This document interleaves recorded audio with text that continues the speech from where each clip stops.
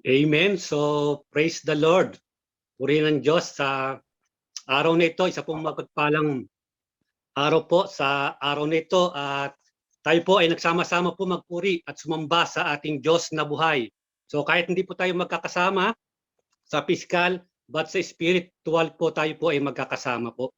At purihin po ang Diyos dahil isa pong malaking pribileyo na kung saan po iasin po ko ni Pastor Jimmy para mag-speak sa araw na ito.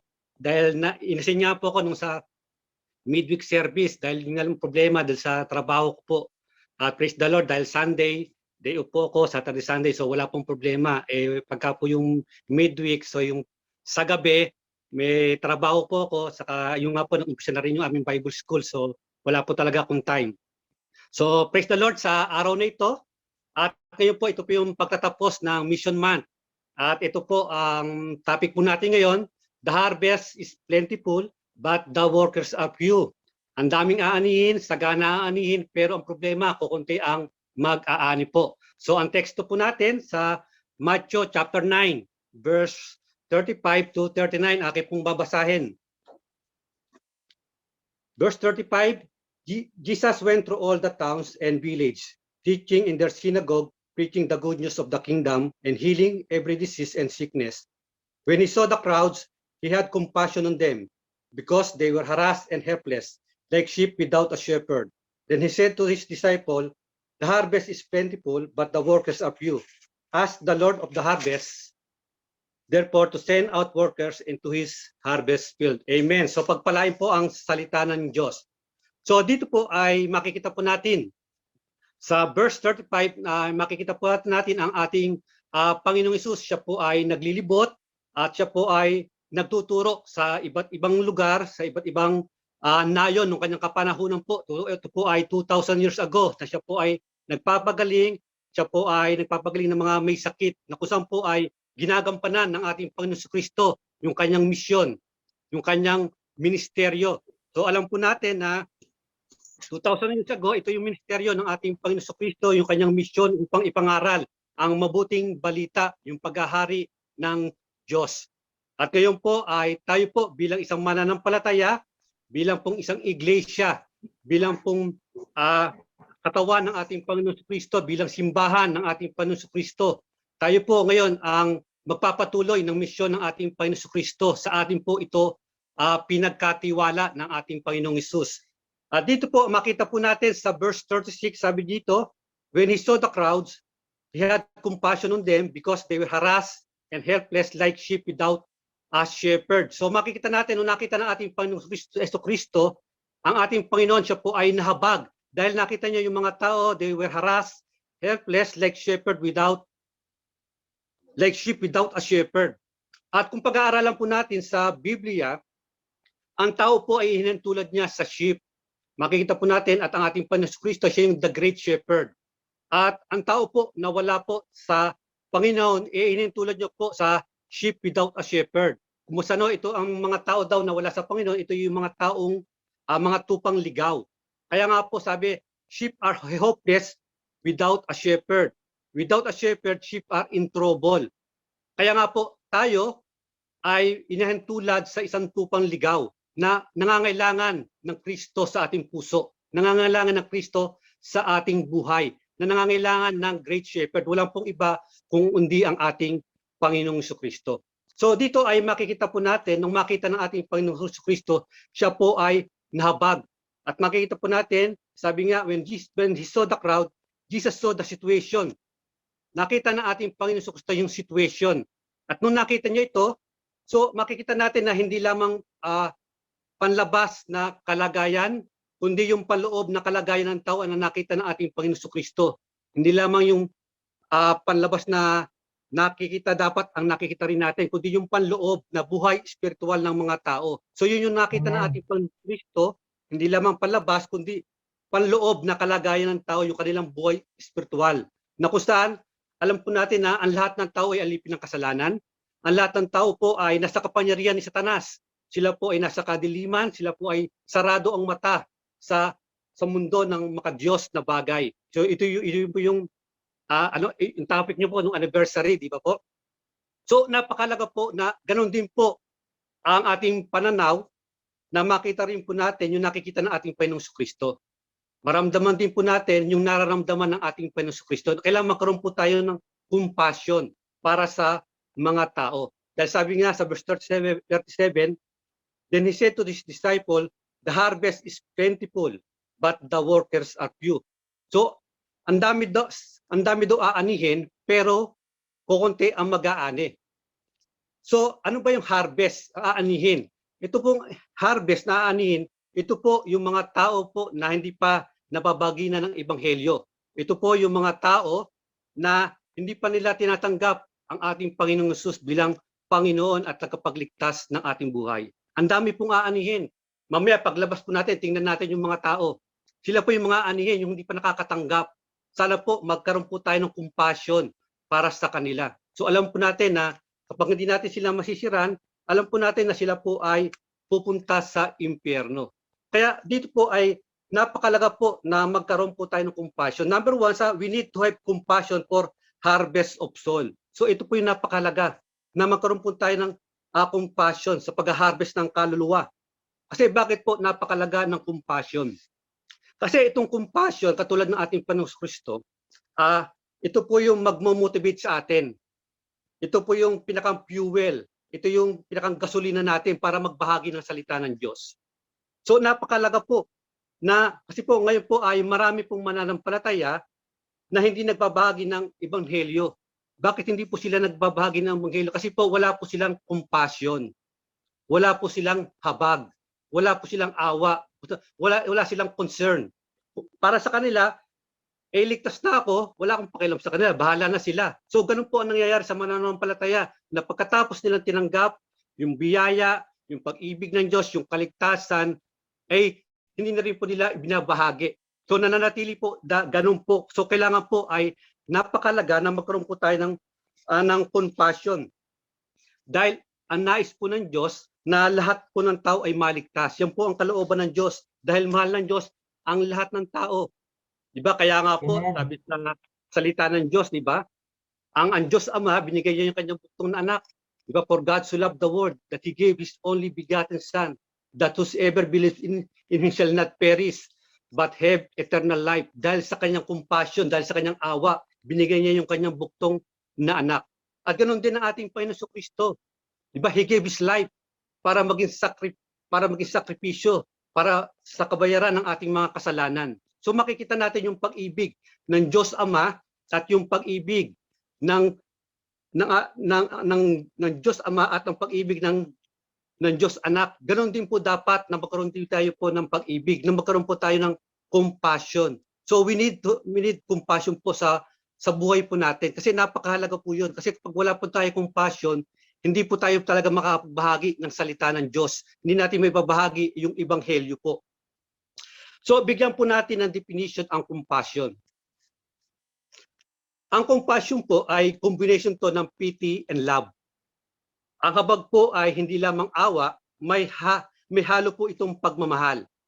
Sabi nga, para saan yung awa mo kung wala kang pagmamahal? Wala pong silbi yun.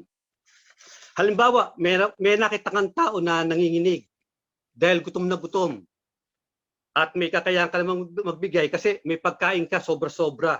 Ang sabi mo doon sa tao, kawawa ka naman, nagugutom ka. Para sa iyong awa kung wala ka namang ginagawa. Naawa ka sa mga tao na pupunta sa impyerno, pero wala ka namang ginagawa. Sabi nga ng isang mangangaral, normal daw na naaawa ka dahil alam mo na pupunta sa impyerno ang tao kung hindi sila mababahagi na ng ebanghelyo. Pero hindi daw normal yung naaawa ka at alam mo na pupunta sila sa impyerno, kundi sila mababagi na ng gospel, pero wala kang ginagawa. Hindi daw normal yon na alam mo na pupunta sila sa impyerno, pero wala kang ginagawa. Hindi daw normal yon. Sabi ng mga ngaral, ay maaari na bato ang puso, manhid, walang pakialam, walang pag-ibig. Masakit pakinggan, pero yun po ang katotohanan. Kung ito nga po, itong pandemic, itong virus, di ba, na kumakalat. Ang dala ng virus po ay bad news na kung saan itong virus ay nagdadala ng kalungkutan, nagdadala ng kasakitan, nagdadala ng takot, pangamba, kamatayang pisikal. At makikita po natin na itong virus, itong COVID-19 na ito, ay naging pandemic, na ibig po sabihin ng pandemic ay nag-spread na po, hindi lamang sa isang lugar, hindi lamang sa isang bayan, hindi lamang sa isang bansa, kundi sa buong bansa. At hindi lang kundi sa buong kontinente na nag-spread. Kaya sabi ko, bakit yung magandang balita dapat ganun din, na kailangan mag-spread din, na kailangan kung itong virus na to na lagi nating bukang bibig ngayon sa hindi lamang sa Pilipinas, maging dito sa Korea, bukang bibig ay virus na nagdadala ng bad news. Pero kung yung mabuting balita, yung gospel na nagdala ng good news, bakit hindi natin ibalita? Amen? Kasi bakit? Wala kasi tayong compassion eh. Amen? Kasi nga, nakita ko nga po sa TV, kapag may ayuda, pila-pila yung mga tao para sa pagkain lamang na pisikal. Sana ganun din pagdating sa Ebanghelyo na pumipila sila. Amen? So napakahalaga po na ipangaral po natin ang mabuting balita. So sabi nga po sa John chapter 4 verse 35.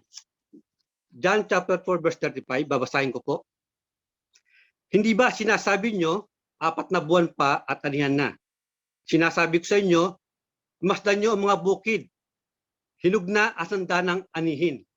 So sabi dito na ating sinasabi, hinog na at handa ng anihin. Pero ang problema ay marami pong mananampalataya, marami pong mga believer na sinasabi nila na hindi pa naman sila mamamatay, mahaba pa naman ang kanilang buhay. Kasi marami po na bago sila magbahagi ng gospel, kapag naghihingalo na yung tao, o kaya ay kapag ay malala na yung sakit, tanda na, ay doon pa lang sila magbabahagi. Pero alam ko po sa SBCC, wala pong ganyan. Amen? Lahat po tayo ay babahagi ng salita ng Diyos. Amen? So, alam po natin na ngayon po ay bata, matanda, walang sakit, malakas, namamatay po. At nung isang linggo nga po, meron kami nakausap dyan sa Pilipinas. Sa kanila po, adyan po sa atin. At ang balita sa amin ay ang dami raw namamatay ngayon. So, makikita po natin na bata, matanda, may sakit o wala ay namamatay. At alam din po natin na hindi lahat ang nang namamatay ay may sakit. Meron namamatay sa aksidente. Amen. May namamatay na nakalimot huminga. Amen. So, makikita po natin na ang point ko po dito, dapat tayo po ay may sense of urgency. Amen. Ibig sabihin, urgent. Kapag nakita mo, halimbawa example, kapag nakita mo ang isang tao na naghihingalo, diyan inatake, ano ang gagawin mo? Pipicturean mo ba at ipopost sa Facebook? Di ba hindi? So ang gagawin mo, dadalhin mo sa ospital, di ba? So dapat ganun din po yung trato natin doon sa mga hindi pa nakakakilala sa Panginoon, na kailangan sila ay ma-share ng ebanghelyo. Kung saan urgent, dapat ganun po. Kaya sabi, the harvest is plentiful. Napakarami pong aanihin. Kasi kung hindi po natin aanihin, ano po ang mangyayari? So mabubulok po, di ba? Kukunti ang workers. Kung kukunti ang mga ani, kukunti rin ang maaani. Kung marami ang mag-aani, marami ang maaani. So, Amen. napaka-simple logic po yun. Kaya kung gusto natin marami maani, sana all. Sabi nga ni Kiko Pangilinan, sana all. Lahat Amen. tayo magbahagi po ng salita ng Diyos para marami po tayong maani. Amen? So, sabi nga po, maraming tao na namamatay na hindi nakakarinig po ng gospel. Ngayon po. Sabi nga po sa Philippine Death Statistic, from January to June 2021, 361,048 ang namatay sa loob ng 5 months. 361,048. Ilan po kaya doon ang nakarinig ng Ebanghelyo? Ilan po kaya ang ligtas doon? Araw-araw nga po ang namamatay sa atin sa Pilipinas. So every day, 50,000 every day ang namamatay. Ilan po kaya ang ligtas doon sa namamatay na yon? Every year, last year, 2020, 655,000 ang namatay. Napakarami. But ang kalooban ng Diyos, lahat sila ay maligtas. Pero ilang kaya doon ang naligtas? Pero siguro kung maraming nagbabahagi ng ebanghelyo, sigurado ko maraming naligtas doon sa mga namatay.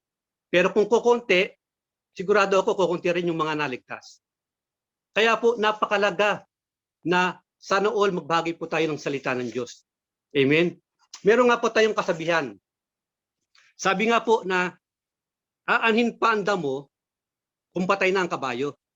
Ano po ibig sabihin nun? Aanhin pa ang gospel kung patay na ang tao. Aanhin pa ang gospel kung patay na si uncle. Aanhin pa ang gospel kung patay na si kuya. Aanhin pa ang gospel kung patay na si tatay. Aanhin pa ang gospel kung patay na si best friend. Nakakalungkot po, maraming anak ng Diyos na umiiyak. Maraming mga anak Diyos na nagsisisi sila. Bakit? Hindi nila nabahaginan yung kanilang mahal sa buhay. Hindi nila nabahaginan yung kanilang mga kaibigan. Hindi nila nabahaginan yung kanilang mga katrabaho, kaklase, kapitbahay, kakilala. Hindi po nila nabahaginan. Bakit? Kasi nga wala silang compassion. Napakalaga yung compassion kasi ito yung pinaka-fuel natin sa pagbabahagi ng salita ng Diyos. Amen? Lahat po tayo ay tinatawag bilang magbahagi ng salita ng Diyos. Sabi nga, the workers are few. Amen? Kukunti ang mga ani, kukunti ang magha-harvest. So hindi lang po mga pastor, evangelism, missionary o mga leaders o mga deacon lamang ang magbabahagi ng salita ng Diyos. Hindi lamang sila yung mag-evangelize, kundi tayo po lahat. Sana all, lahat po tayo. Hindi lang po yung iilan. Amen? Kaya nga kung tayo po iligtas na, nakatanggap na po ng pag-ibig ng Diyos, ng biyaya ng Diyos, ay tayo rin po ang gagamitin ng Diyos para tayo rin po yung magligtas sa pamagitan ng pagbabahagi ng Ebanghelyo. Kasi po, sabi nga, the workers are few. Tayo po yung part ng solusyon ng kakulangan ng manggagawa. Tayo po yung kapunuan ng kakulangan ng manggagawa. Kasi po, tayo po ang gagamitin ng Diyos para magbahagi ng salita ng Diyos. Napakarami po ng tao, napakaraming aanihin, pero kukunti ang mag-aani. The harvest is plentiful, but the workers are few. At ayon po sa statistic, ang population po ngayon ng mundo ay 7.8 billion, napakadami po. At sabi po doon, ang Kristiyano daw ay 2.4 billion. Pero sa 2.4 billion na yon, hindi po lahat ay genuine Christian. Kasi ang pinagbatayan nila, kung hindi ka Muslim, kung hindi ka Buddhist o iba, ikaw ay Christian.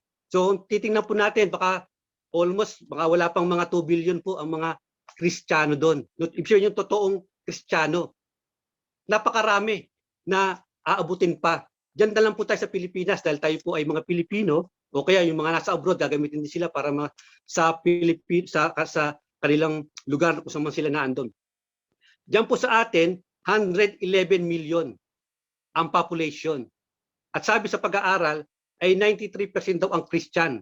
Pero alam po natin na hindi po Christian, pero ang tunay na Christian, alam po natin, ay kokonti pa lamang. Dahil ang pinagbatayan, kung titingnan po natin, 80% Roman Catholic.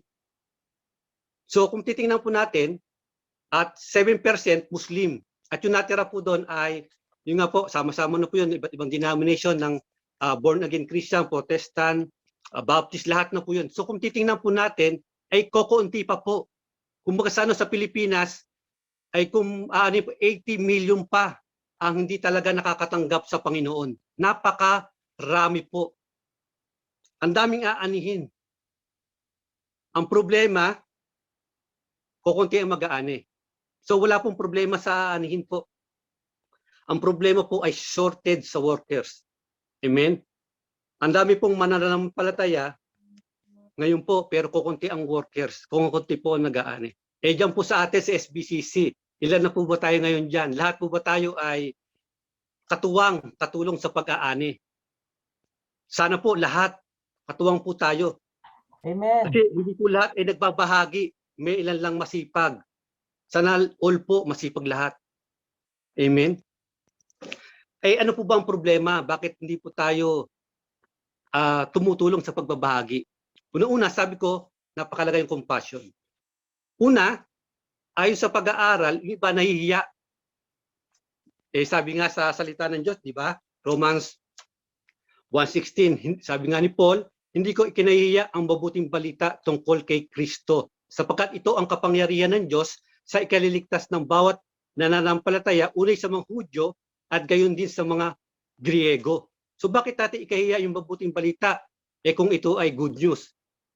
Kung yun ngang virus nga, kung talagang pinagpapalanda, sa nangalandakan natin kung kanino-kanino, how much more itong good news na mas mahalaga sa physical. Amen? So napaka-halaga, wag po tayong mahiya. Alam niyo po, ako po ay dati ring mahiyain. Pero dahil nagkaroon po ako ng compassion, nawala po yung hiya ko. Pangalawa, anong dahilan? Hindi marunong. Hindi ako marunong, natatakot ako. Actually, alam ko po dyan sa SBCC, alam ko po masipag si Pastor mag-training. Wala pong problema sa pagtuturo. Sabi nga, kapag gusto, may paraan. Ang problema po sa atin talaga, nais po ng Diyos na kasi gamitin po talaga tayo, napakaraming aanihin.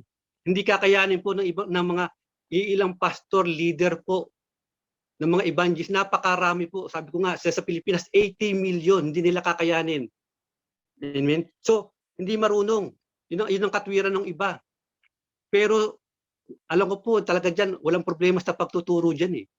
So, kaya ang pagdating sa soul winning, ang daming excuses, di ba? Ng mga member. May gagawin ako, may schedule ako, busy ako. So, ang dami. Sabi nga, kapag may compassion ka, meron kang habag, meron kang awa, meron kang concern, mababawasan na yung excuses mo. At madadagdagan yung rason natin kung bakit tayo magbabahagi ng ebanghelyo. Amen. Kasi kung wala kang compassion, talagang puro excuses ang sasabihin mo. Pero kung meron kang compassion, magkakaroon ka ng rason kung bakit kailangan mo na magbahagi ng salita ng Diyos. Kaya kailangan pag-alabin po natin yung compassion sa atin. Kasi kapag tayo may compassion, mawawala yung hiya mo, gagawin mo lahat para tumulong sa pag-aani po ng mga aanihin. Dahil napakarami pong aanihin. Nakapalaga na part po tayo ng evangelism. Tayo po lahat, part po tayo ng harvester. Kailangan alam po natin. Tayo ng mga believer ang gagamitin ng Diyos para magbahagi ng gospel, hindi mga anghel. Sa atin po pinagkatiwala ng ating Panginoong Hesus. Kaya nga sabi, the mission of Christ is our mission. Tayo po ang magpapatuloy ng mission ng ating Panginoong Kristo. Tayo ng kanyang iglesia, tayo ng kanyang simbahan. Kaya nga po yung The Great Commission. Ito po yung naging topic ko last month. Evangelism din po yun, pero ang topic ko, The Great Commission. Na kung saan, ay na be fruitful and multiply. Na kung saan mag-multiply po tayo. Ibig sabihin, yung mga anak ng Diyos, mag-multiply. Kasi dalawang tao lamang ang nabubuhay sa digdig. Mga anak ng Diyos at hindi mga anak ng Diyos. So maliwanag po yun, di ba? John 1:12, lahat ng tumanggap, lahat ng nananalig ay binibigyan ng karapatang maging anak ng Diyos. Kaya ang nais ng Diyos, lahat ay maging anak ng Diyos. Kaya dalawa lang ang nabubuhay. Kaya nga, sabi ko nga doon, sabi sa Matthew 28 verse 19, therefore go and make disciple of all nations, baptizing them in the name of the Father and of the Son and of the Holy Spirit. So sabi ko doon, hindi po, sabi ko sa mga kapatiran na hindi po tayo tinawag ng Diyos para maligtas lamang. So kung tayo po ay ligtas na, kung tayo po ay mananampalataya, ang nais po ng Diyos ay hindi lang tayo maging attender. Attender na every Sunday, maatil lang tayo nakikinig. Ang nais po ng Diyos, tayo po ay gamitin ng Diyos. At tinuro ko nga po about yung discipleship din. Actually, binigyan ako ni Pastor dati noon. Hindi ko po naituro sa inyo, pero naituro ko sa mga kapatiran. At sabi ko nga doon, ang ating Panginoon Kristo ay hindi siya gumagawa ng attender lamang. Ang ating Panginoon Kristo, ang ginagawa niya mga disipulo, na kung saan, ibig sabihin ng disciple, follower of Christ. Amen? Kasi itong mga disipulo, ito yung mga handa na maglingkod, handa na magpagamit sa ating Panginoon Kristo. Kaya dapat tayo po ay patuloy na magpa-disciple. Amen? Kasi maraming mga Kristiyano na ayaw po magpa-disciple. Amen? So napakalaga po, yun po ang kapanawagan ng Diyos sa atin, hindi para maging attender lamang, para hindi lamang para ligtas. Kaya kung kayo po ay ligtas na, member na po tayo ng simbahan, papunta po tayo sa pagiging disipulo. Kasi itong mga disipulo, ito po talaga yung handang magpagamit, handang maglingkod sa Panginoon. Na kung saan, Kaya nga kung pag-aaralan natin, hinihingi ng pagiging disipulo, so alam ko po na pag-aralan nyo yun, tinuro ni Pastor Jimmy. Di ba napakabigat, pero yun po talaga. Nais ng Diyos na tayo po ay gamitin ng Diyos. Kaya kung kayo po ay member na, attender na, nais ng Diyos na tayo po ay maging disipulo, follower of Christ. Ibig sabihin, sumusunod po tayo sa kalooban ng Diyos. At isa sa kalooban ng Diyos, gamitin tayo magbahagi ng Ebanghelyo. And last po, sabi rito, verse 38,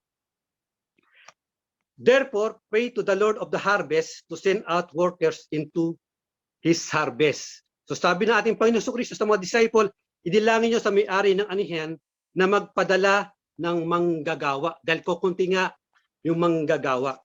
So tayo po ay patuloy po na manalangin na magpadala ng manggagawa. Kapag tayo mayroong compassion, mismo tayo mananalangin po tayo na patuloy na magpadala ng manggagawa. At kung titingnan po natin to sa verse 30, di ba? Kung sinabi na ating Panginoon sa mga disciple, at kung titingnan po na sa chapter 10 ng Matthew, nandun po agad yung kasagutan. Sino po yung naging kasagutan sa panalangin ng mga disciple? Sila din po. Kaya kung titingnan natin, sinugo sila ng Panginoon sa chapter 10, sinugo na sila. So ganoon din po. Sana po, tayo po ba, ang tanong ko po, tayo po ba ang answer sa prayer na ito? Ikaw ba ang sagot sa panalangin na yan? Ikaw ba ang kasagutan sa kakulangan ng workers? Sana po tayo po ang kasagutan sa kakulangan ng workers. Kung yes po, sabihin po sana natin, Lord, here I am, send me. Sana po tayo po yung kasagutan. Kaya sabi po, the harvest is plentiful, but the workers are few. Let us rise up, harvester. Tayo po yung harvester. Mag-arise po tayo. Ang dami pong aanihin, pero kukunti ang mag-aani. Sana po tayo po ang kasagutan ng panalangin din natin. Kasi wala na po ibang gagamitin kundi tayo. Kundi po tayo marunong pa, mag-invite po tayo. Ngayon po ay dahil pandemic, OBS. So alam ko po, ginagawa ninyo po dyan, online Bible study. So kung di po tayo marunong pa, habang di tayo marunong, di pa tayo natuturuan, so mag-invite po tayo, mag-set up po tayo. Napakalaga po yung pag-invite lamang. At alam ko po na marami diyang mga lingkod ng Diyos, mga diakono na na-train na po ni Pastor Jimmy. So mag-invite po tayo, join po natin. Kahit nga po malayo, kahit saan lugar, pwede pong maabot. Kahit po na Amerika yan, kahit saan kontinente, ngayon po ay abot na po. Kaya nga po, hindi aksidente itong pandemic. Dahil sa pandemic, alam niyo po, marami po nakakakilala. Gamitin na po natin itong pagkakataon na itong pandemic na ito ay gamitin natin na isang good news din na para marami po makakilala na kung saan naabot natin, kung saan lahat ng panig ng mundo. Para ngayon, di ba, nakakapag-share ako nandito ako sa Korea, pwede po natin gamitin yung online Bible study. Ito na po yung ginagawa po ng Diyos, itong online Bible study. So, ang kailangan po, kung hindi pa kayo marunong, ay mag-invite po kayo. I-join po natin sa grupo po. Napakalaga po yun. Amen. Kung kayo po ay 100 dyan, kung lahat po kayo mag-invite, di ba? Ang dami na agad. Amen? So, mahalaga makapag-invite po tayo. Kung bawat sa atin makapag-invite para i-join natin, ay marami po tayong maaani. Mas marami maaani. Eh kung kukunti po i-invite natin, kukunti talaga maaani natin. So, mas maganda, mas marami, kaya sana po, sana all, sabi nga ni Kiko Panghilinan, sana all tayo po ay mag-invite, magbahagi ng salita ng Diyos. So pagpalain po ang salita ng Diyos sa araw nito. Sana po ay magbigay encourage po sa bawat sa atin na tayo pong lahat ay gamitin ng Diyos. Pagpalain po ang salita ng Diyos sa araw na ito.